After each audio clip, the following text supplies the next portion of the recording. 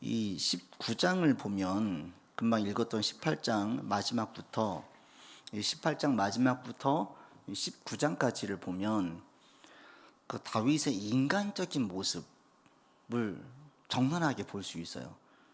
보통 다윗 하면은 전혀 두렵지 않는 철인 같은 강건하고 낙심하지 않는 그런 사람으로 인생 각인이 되어져 있거든요. 많이 사울에게 쫓겨다닐 때에 낙심하지 않고 절망하지 않고 모든 어려움들을 다 이겨내는 다윗이 살면서 울었던 적이 이렇게 딱 두 번 있는데, 한 번은 이 본문에서, 그리고 또 한 번은 요나단 앞에서 젊었을 때에 사울에게 억울한 누명을 쓰고 도망갈 때 요나단, 사울의 아들인 왕자 요나단에게 울면서 자기 마음을 토로하거든요.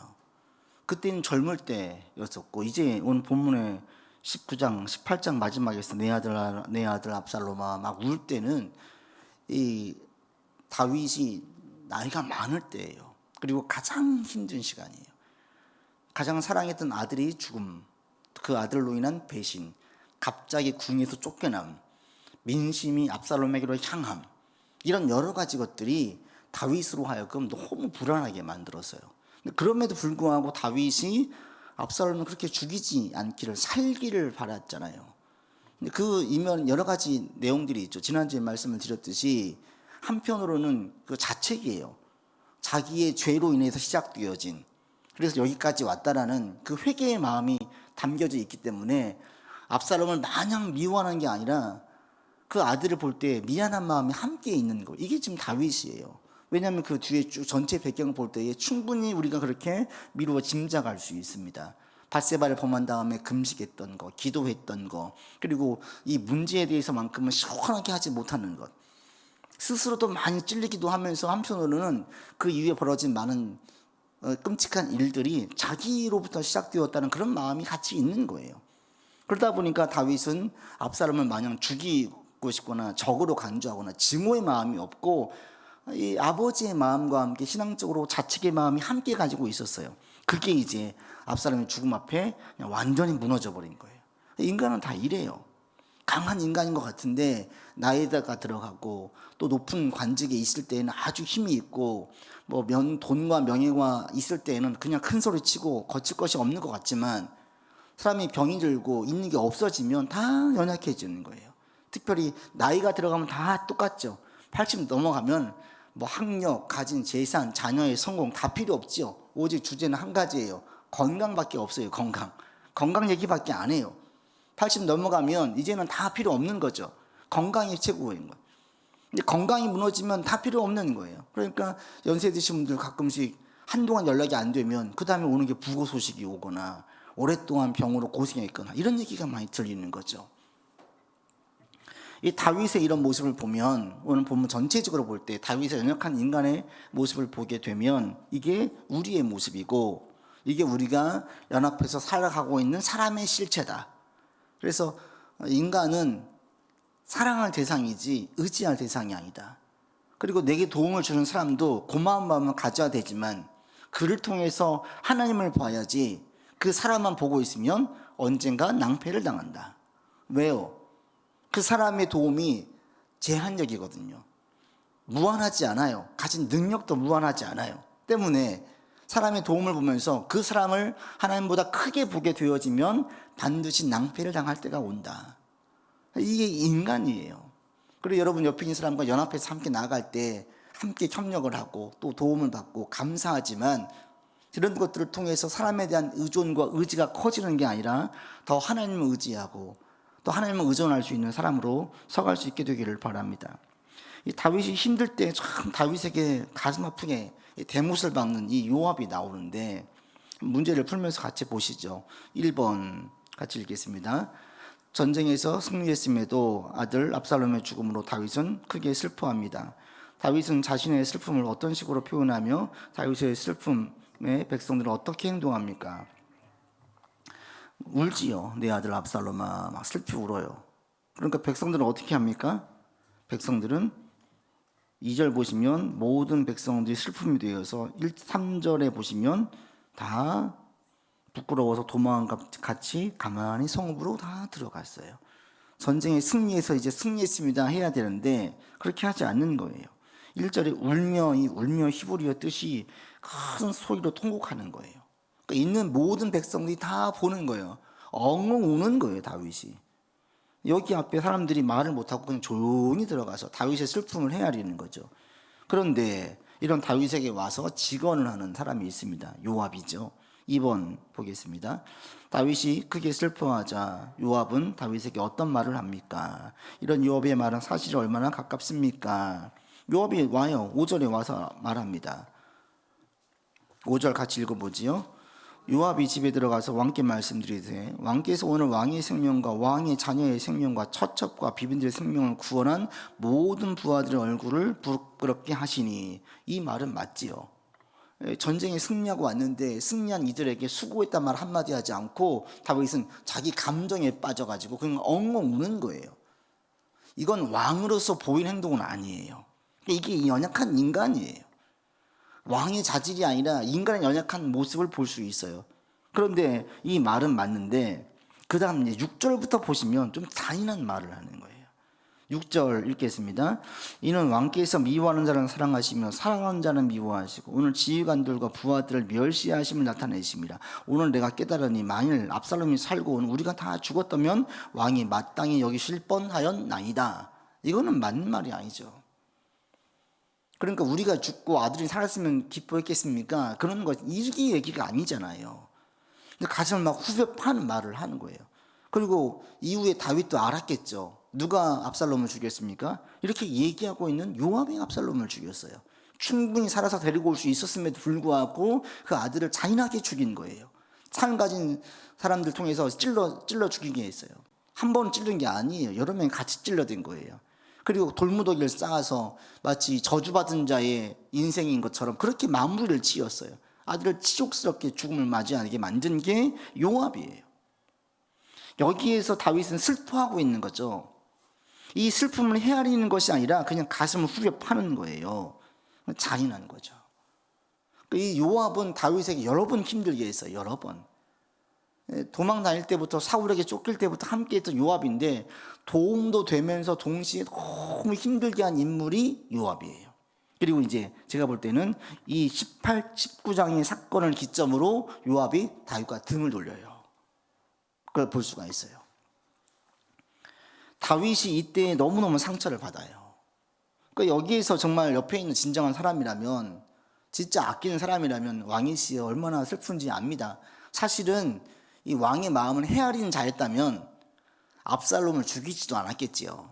근데 요압도 자기 감정과 자기 이게 아주 능한 자나 자기 감정에 충실해서 왕의 명령도 어기고 압살롬을 죽였어요. 그리고 자기 이쪽을 철저하게 챙기는 사람이 요압이에요.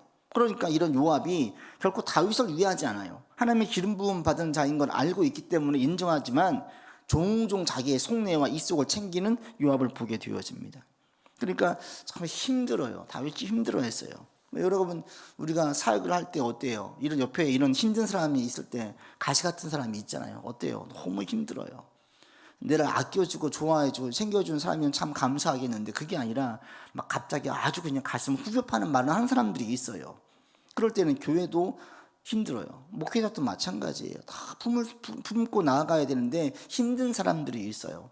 힘들게 하는 사람들이 있어요. 상처를 주고. 목사도 똑같은 인간이기 때문에 힘들 때가 없겠습니까? 우리 목회자들 만나면 다 그래요. 다 있어요. 그러니까 심한 목사님들은 그래서 우울증도 걸리고 그렇게 돼요. 실질적으로.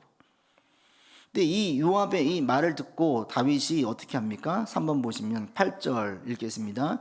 왕이 일어나 성문에 앉으며 어떤 사람이 모든 백성에게 말하되 왕이 문에 앉아 계신다 하니 모든 백성이 왕 앞으로 나아오니라. 어떻게 했어요? 요압의 말을 듣고 다윗이 사실은 정신을 바짝 차리는 거예요. 지금 어디에 있냐면 예루살렘으로 가지 못하고 마하나임 성에 그대로 남아 있었어요. 왜 못 갔냐면 예루살렘에서는 압살롬을 지지했잖아요. 그들이 지금 그대로 남아 있어요. 압살롬은 죽었지만 그 민심과 지지했던 성명서 발표한 것은 여전히 압살롬에 있는 거예요. 그리고 압살롬을 기름 부어서 왕으로 삼았어요. 다윗의 아들이기 때문에 왕으로 세우는데 문제가 없어요. 새로운 정권이 시작된 거예요. 근데 여기에서 다윗이 그냥 간다? 위험한 거죠. 그러니까 가지 못하고 마하나임 성에 그냥 있었던 거죠. 그럴 때 다윗이 요압의 말을 듣고 너무너무 상처가 됐지만 정신은 또 바짝 차려요. 그러니까 이게 그래서 우리 가운데에 무조건 나 싫은 사람 다 내치면 안 되는 이유가 여기에 있어요. 신앙적으로 우리가 나아갈 때에 예수님을 배반하지 떠나가지 않는다면 다 끌어안아야 되는 거예요. 그 중에 한 가지가 뭐냐면 이렇게 영향을 줘요. 우리로 하여금 깨어있게 만들어요. 정신 차리게 만들어요. 그래, 실체를 보게 만들고 저것만 들어도 목회를 어떻게 해야 되겠다 또 분명하게 알게 만드는 게 때로는 나를 힘들게 하고 상처 줬던 사람들이 나로 깨어있게 만들 때가 종종 있습니다. 다윗이 지금 그런 거예요. 요압은 내치면 좋겠는데 이 요압의 그 쓴소리, 가슴을 후벼 파는 그 직언과 전혀 다윗의 아픔을 헤아리지 않는 말들을 통해서 다윗이 충격을 받았지만 일어난 거예요. 다시 정신을 차려요. 그리고 민심을 수습하는 것을 볼 수 있습니다. 그래서 4번 보시면 읽겠습니다. 압살롬의 죽음으로 이스라엘은 다시 다윗을 왕으로 모시고자 합니다. 이 소식을 들은 다윗이 제사장 사독과 아비아들을 통해 유다 장로들에게 전한 말은 무엇입니까? 11절 읽겠습니다. 다윗 왕이 사독과 아비아달 두 제사장에게 소식을 전하여 이르되 너희는 유다 장로들에게 말하여 이르기를 왕의 말씀이 온 이스라엘의 왕을 왕궁으로 도로 모셔오자 하는 말이 왕께 들렸거늘 너희는 어찌하여 왕을 궁으로 모시는 일에 나중이 되느냐. 뭐라고 얘기합니까? 유다 장로들에게 얘기를 하는 거예요. 제사장 2명 예루살렘에 있는 그들을 통해가지고 너희는 왜 나를 지금 부르지 않냐. 다른 지파들은 나를 왕으로 추대하려고 하는데 다시 하는데 왜 너희는 가만히 있느냐. 왜 가만히 있겠습니까? 자신들이 뒤가 구리니까 가만히 있는 거예요. 이 유다의 장로들이 연합해가지고 다윗을 반역했거든요. 압살롬을 지지했어요. 그들과 함께 있었어요. 그러니까 이게 말을 못하는 거예요. 이게 뭐냐면 다윗이 사실은 이 유다의 장로들을 용서하는 거예요. 그리고 5번은 또 하나 파격적인 인사를 단행하는데 5번 같이 봅니다. 다윗이 새롭게 군장으로 세운 사람은 누구며 어떤 말을 하면 그를 세웁니까? 그는 과거에 어떤 일을 한 사람이었습니까? 13절 읽겠습니다. 너희는 또 아마사에게 이르기를 너는 내 골육이 아니냐 네가 요압을 이어서 항상 내 앞에서 지휘관이 되지 아니냐면 하나님이 내게 벌 위에 벌을 내리시기를 바라노라 하셨다 하라. 아마사를 군대 장관으로 세우려고 해요. 아마사가 누구냐면 다윗의 조카예요. 요압과 사촌지간이에요. 그리고 압살롬을 지지했던 압살롬의 군대 장관이었어요. 즉 말하면 쿠데타의 주범이에요. 근데 이 자를 요압이 아닌 이 아마사를 군대 장관으로 세워요. 그러니까 이건 사실은 조금 너무 나간 거예요. 너무 나간 거예요. 왜냐하면 아마사는 적이고 요압은 자기 편에서 그 적을 제압했잖아요. 그러니까 요압에게 상을 주고 아마사에게 벌을 주어야 마땅해요. 그런데 첫 번째 다윗은 아마사를 용서했어요. 용서할 뿐 아니라 그를 높여줬어요. 이렇게 높여줌으로 말미암아 14절 보시면 모든 유다 사람들의 마음이 하나같이 다윗에게 다시 기울어요. 이게 뭐냐면 다윗이 우리한테 보복하진 않겠구나. 이걸 다윗이 정치를 보여준 거예요. 근데 이게 이제 너무 나간 거죠. 여기에 다윗의 감정적인 면과 또 한편으로는 그 큰 의미에서 용서와 품으려고 하는 마음이 함께 있어요. 요압이 싫은 거예요. 요압을 내치고 요압을 그 자리를 아마사를 대신 세워요. 명분은 14절 13절에 있는 것처럼 골육이라는 거예요. 그래서 요압이 아닌 아마사를 군대 장관으로 세우고 요압을 축출하려고 하는 거죠. 왜? 압살롬을 죽였잖아요. 그리고 다윗을 너무너무 힘들게 했잖아요. 여러 가지를 볼 때에 다윗은 요압이 싫은 거예요, 사실은. 그렇게 해서 그걸 또 하나 알 수 있는 게 뭐냐면 그 뒤에 보시면 그 7번을 보십시오. 시므이가 이제 나오는데 시므이를 본 아비새가 한 말 6번과 7번 보시면 시므이가 왕을 맞으러 나옵니다. 근데 시므이가 누구냐면 이전에 다윗이 도망갈 때 막 저주했던 자거든요. 뒤에서 다윗이 너무나 힘들 때 그냥 불난집에 부채질한 거예요. 그러니까는 다윗 편에 있던 장군이 저자를 죽일까요? 다윗이 아니 죽이지 마라. 저 소리를 하나님께서 내가 하나님의 회초리로 내가 알아듣겠다. 그리고 나를 용서해 주시길 원한다. 이렇게 얘기하고 그냥 지나갔어요. 근데 다시 왕권을 찬탈했잖아요. 복귀하고 나니까 시므이가 두려운 거예요. 자기가 했던 말이 있잖아요. 두려워서 미리 나와가지고 누구보다도 먼저 나와서 다윗 앞에 나와서 사죄해요. 용서를 구해요. 그러니까 이걸 본 7번 이 아비새가 뭐라고 얘기하냐면 21절 보시면 21절 같이 읽겠습니다. 21절과 22절 읽지요.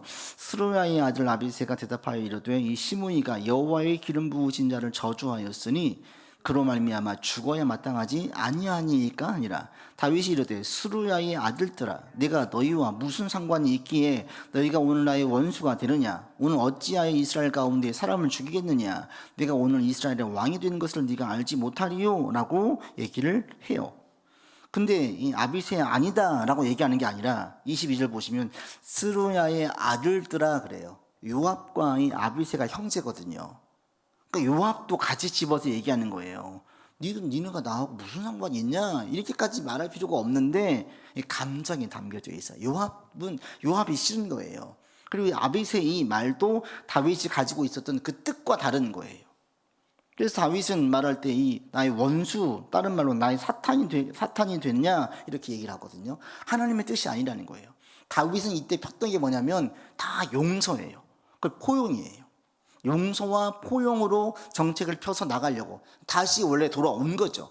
다윗의 그 마음으로. 그리고 과감하게 요압을 내쳤어요. 그 자리를 빼앗았어요. 아니다 이는. 이걸 보면 다윗이 정신을 차리는 거예요. 누가 정신을 차리게 만들어요? 요압이 그렇게 만드는 거예요. 내가 나를 힘들게 하는 사람, 나로 기도하게 만드는 사람, 나의 근심거리, 이게 나를 깨어있게 만들 때가 종종 있다는 거죠. 우리는 근심거리가 다 사라지길 바라는데 근심거리가 없으면 기도 안 해요. 우리가 그래요. 근심거리가 기도하게 만들고 더 깨어있게 만들어요. 없으면 제일 좋지만 인생이 그럴 수가 없어요. 그런 게 있을 때마다 우리가 새롭게 봐야 돼요. 이게 나를 깨어있게 만드는구나. 그래서 다윗은 이 요압으로 깨었지만 감정적으로는 여전히 요압과 이 아비새 이 사람이 싫고 아비새가 싫고 그러나 이제 정신을 차리고 나니까 평화와 포용으로 나가는 거죠. 다 용서로 나가는 거예요. 우리도 이런 마음이 가지고 여러분 사람들을 대할 수 있기를 바랍니다. 내가 이 용서의 마음이 없으면 결국 다툼이 오고요. 이게 무너지게 되어져요. 그래서 정말 사죄를 하고 나온다면 용서해야 되겠죠. 품어야 되는 거예요. 우리 가운데에 그런 마음을 가지고 나갈 수 있기를 바랍니다. 그래서 다윗의 이런 모습, 연약한 인간의 모습과 영적으로 깨어있게 만드는 모습을 함께 보게 되어집니다. 그래서 시므이를 보고 다윗은 다시 한번 용서하고 8번과 9번에 보면 이 무비보셋과 그리고 바르실레를 대해요. 무비보셋을 보면 또 하나 그 인간적인 다윗의 모습을 봐요. 지쳐 있는 거예요. 알고 싶지 않은 거예요. 사울의 손자 무비보셋이 다윗을 맞으러 왔습니다. 근데 올 때 보니까 24절 보시면 같이 읽어보죠. 사울의 손자 무비보셋이 내려와 왕을 맞으니 그는 왕이 떠난 날부터 평안히 돌아온 날까지 그의 발을 맵시내지 아니하며 그의 수염을 깎지 아니하며 옷을 빨지 아니하였더라. 마치 부모의 상을 당한 자식처럼 이 무비보셋은 다윗이 도망친 그날부터 근신했어요. 그런데 이전에 시바라는 종이 다윗에게 와서 얘기하잖아요. 그리고 다윗이 물어봐요. 무비보셋은 왜 같이 오지 않았느냐? 그러니까 무비보셋을 모함했었어요. 알고 보니까 이 시바가 거짓말을 한 거죠. 그래서 무비보셋은 실질적으로 다윗의 그 도망 다닌 것에 대해서 애도한 거예요. 그런데 그런 얘기를 들을 때 다윗은 그 말을 싫어하는 거예요.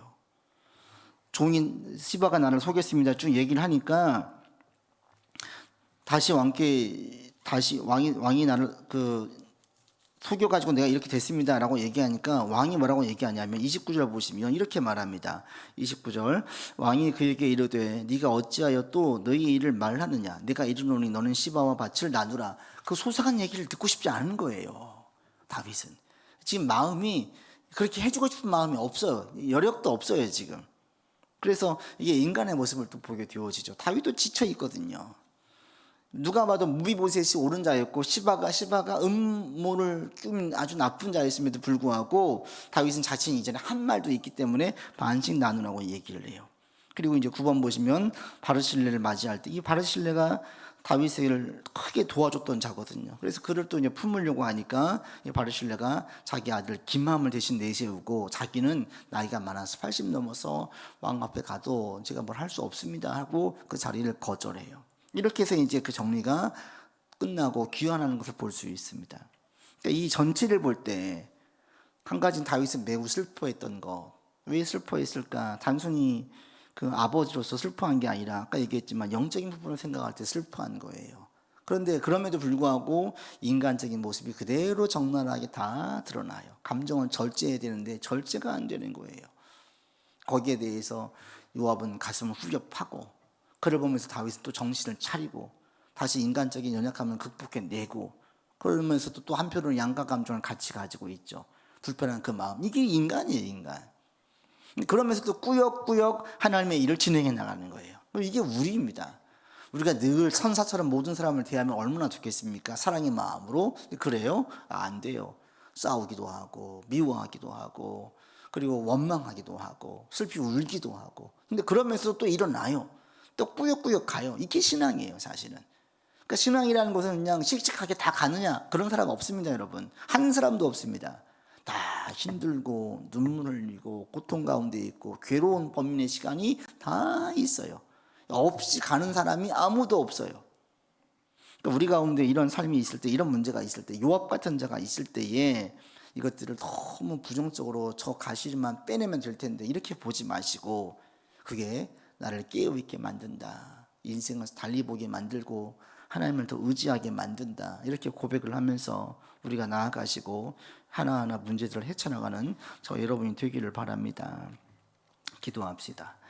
아버지 하나님, 연약한 다윗을 봅니다. 그러나 이 다윗은 신앙의 이름으로, 신앙의 힘으로 꾸역꾸역 이겨냈고 견디었습니다. 하나님, 우리 또한 힘들고 어려울 때가 있습니다.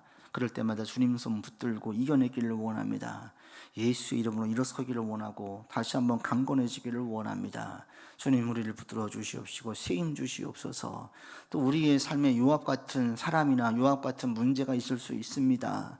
그럴 때마다 하나님, 우리가 이것들을 부정적으로 보고 거부하기보다는 끌어안고 이겨내고, 하나님, 그를 통해서 우리가 영적으로 깨어있는 도구로 사용되어지기를 원합니다. 우리 마음을 주장하여 주시고 시인 주시고 새 능력 주셔서 이번 한 주간, 남은 주간도 주 안에서 승리하고 꾸역꾸역 견뎌내는 한 주 되게 인도하여 주시옵소서.